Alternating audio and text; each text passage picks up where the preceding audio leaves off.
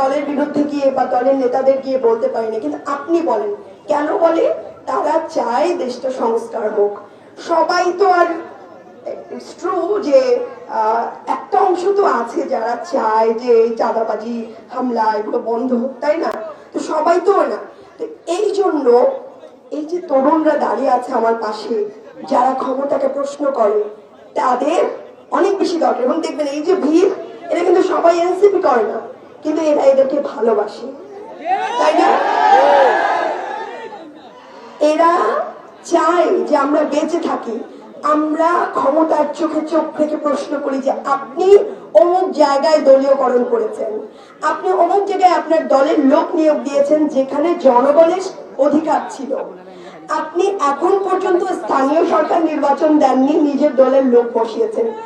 এটা কিন্তু ইভেন দেখেন গণতান্ত্রিক আমি যারা বিএনপির যারা আমাদের একই লড়াইয়ে ছিল, এটা তো একসময় আমাদের সংগ্রামী ছিল, ওনারা অনেকেই চায় স্থানীয় সরকার নির্বাচন হোক, অনেকেই চায়, কারণ নির্বাচনটা এখন আমাদের একটা আকাঙ্ক্ষার জিনিস, কিন্তু ওনারা কিন্তু মুখে মুখে বলতে পারে না। তো এই যে আমরা এত কথা বলি, মানুষ রেগে যায় বা বিএনপিরও অনেকে রেগে যায়, কিন্তু আমরা কি আমাদের কথা বলি? আসলে আমরা কাদের কথা বলি? কাদের কথা বলি?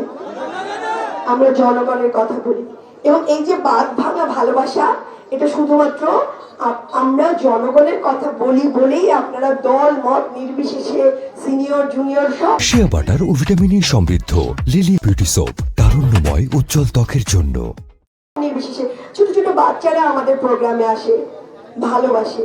তো এই জায়গাটা আমি প্রত্যেকটা দলের প্রতি আহ্বান জানাবো যে এই যে আমরা জুলাই পদযাত্রা করছি, জুলাইকে বাঁচিয়ে রাখার চেষ্টা করছি, ইয়াং নেতৃত্ব তুলে আনার চেষ্টা করছি, এটাকে আপনারা দমন পীড়ন না করে আপনারা এটাকে সাপোর্ট দেন, আপনারা সহযোগিতা করেন।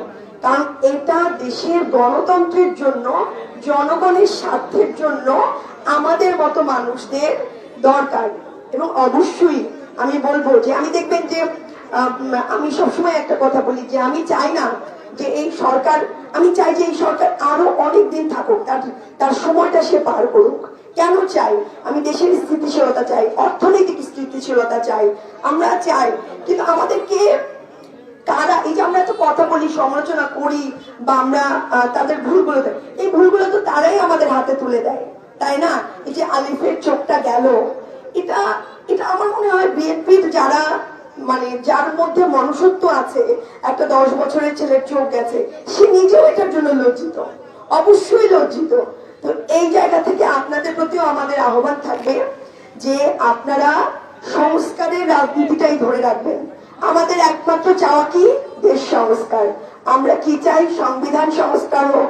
এই যে পুলিশ ভাইরা, পুলিশ ভাইদের কিন্তু আসলে আমরা অনেক সময় রাগ করি যে ভাইরা কেন কিছু বললো না, আমাদের উপরে আঘাত আসলো কেন কিছু বলবো না, কিন্তু ওনারা তো হুকুমের গোলাম হয়ে যায় একটা সময়, হুকুমের মানে ওনারা তো, আমি বলি ওনাদের কিছু করার থাকে না, ওনাদের হাতে কিছু থাকে না, ওনারা চাকরি করে, সিস্টেমটা এমন যে ওনাদের ওই কথাই শুনে চলতে। এটা শুধু পুলিশের জন্য না, এটা কিন্তু ওই যে অ্যাডমিনেও এরকম। আমরা এই সিস্টেমটার পরিবর্তন চাই।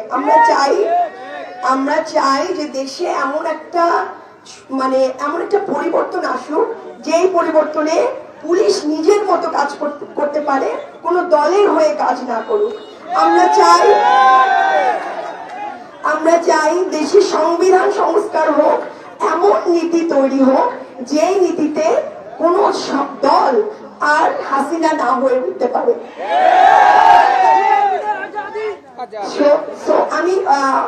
আমি আজকে একটু মানে বোঝানোর মতো করে বললাম যে এই জায়গাটা আপনারা মাথায় রাখেন যে আমরা কয়েকটা জিনিস চাই। আমরা কি চাই? দেশ সংস্কার চাই। পুরনো সকল যে বন্দোবস্ত, এই বন্দোবস্তটাকে আমরা ভেঙে ফেলতে চাই। তা না হলে আমাদের সন্তানদেরকে বারবার জীবন দিতে হবে, আলিফদের বারবার চোখ দিতে হবে। এই কন্টিনিউয়াস একটা প্রসেস আমরা এটা চাই না। সো এনসিপি মাঠে দাঁড়িয়েছে। আমরা বেগম জিয়া মৃত্যুর আগ পর্যন্ত যে সংস্কারের কথা বলে গেছে, এই সংস্কারের জন্য আমি লড়াই করব, হাসনা, সার্জিস, নাহিদ, বাংলাদেশের এনসিপি এবং আপমর জনসাধারণ লড়াই করবে। বিএনপি যদি বেগম জিয়ার আদর্শ ভুলেও যায়, বেগম জিয়ার সংস্কৃতি ভুলেও যায়, আমরা সবাই মিলে তাদের যে সংস্কারের গল্প, যে সংস্কারের কথা জনগণের মাঝখানে পৌঁছে দিব। এবং দেখবেন একদিন বিএনপিওর যারা সংস্কারপন্থী তারা একদিন ঠিকই আমাদের সাথে এসে আমাদের কাঁধে কাঁধ মিলাবে। কারণ বেগম জিয়ার আদর্শ ছিল বাংলাদেশকে সংস্কার করা। তিনি কখনোই কোনো চাঁদাবাজি, এইসব সন্ত্রাসী কর্মকাণ্ডকে কোনো সময় প্রিভিলেজ দেয় নাই, দিছে কোনোদিন দেয় না। এবং তিনি চেয়েছেন দেশ সংস্কার হোক, তিনি চেয়েছেন দেশের সংবিধান সংস্কার হোক। তা আমরা সবাই সংস্কারের পথে থাকবো। কি আমরা কি চাই? সংস্কার চাই। আমাদের আর কোনো চাও নাই, আমাদের ক্ষমতা না হলেও হবে। দেশকে সংস্কার করেন, দেশের মানুষকে ভালো থাকতে দেন। সবাইকে আসসালামু আলাইকুম। শিয়া বাটার ও ভিটামিন ই সমৃদ্ধ লিলি বিউটি সোপ, তারুণ্যময় উজ্জ্বল ত্বকের জন্য।